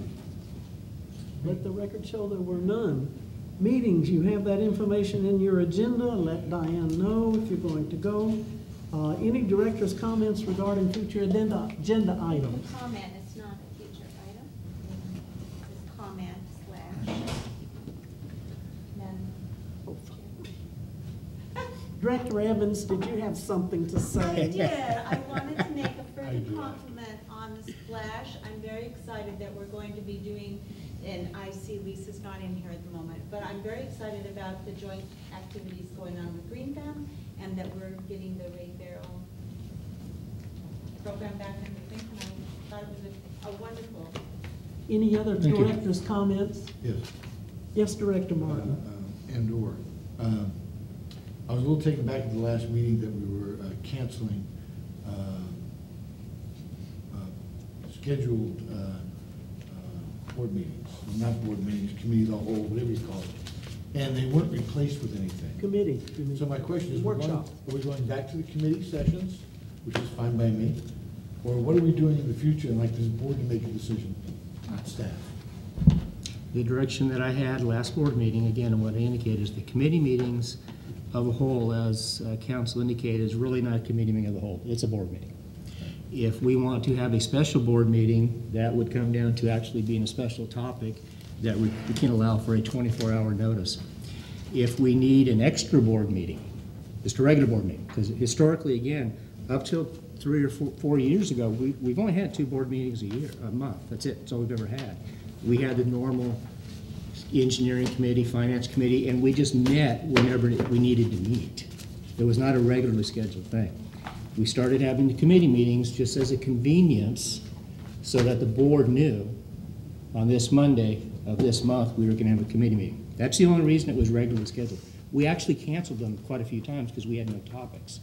So what it comes down to now is if we have a lot of items coming up over a month, instead of having 2 4-hour board meetings, we would ask the board if they want to have an additional board meeting so that we can reduce the amount of items that go to a board meeting. That's where it was left from my direction. I guess my question will be at some point in time, then are we going back to a committee meeting? No. Type? It's So just, it's a we're regular getting rid of board meeting. committees completely. Pardon me? It's no longer a committee meeting, we're getting rid of committee meetings No. completely. Yeah. I don't know if that's a good decision by this board, and maybe something we should talk about and agendize. I can bring it, but I can bring it back as the next item for an agenda. Yeah, as to how to go forward with committee meetings or board, whatever it is. Okay. Where we all get together in a workshop type format. And it might be a board meeting, but we co-under it workshop. Sure. Because since I've been here, those committee meetings have been pretty busy. We've had some big items. Full with information. Yeah. Taking a lot of time. And I don't know if this board wants to be here 4 or 5 hours each time, but they certainly can be if they want to be. But I was thinking that the committee meeting gave us a lot of information. Sure. And we still have a board meeting with information. So I think the board needs to really look at just axing that off and saying, we don't need it anymore. And I don't disagree with you on that, so I'll bring it back as an agenda item. We've talked that to death a couple of times. We're willing to talk about it again, and again, I thought the way we left it last time was if we had issues, we would have that meeting.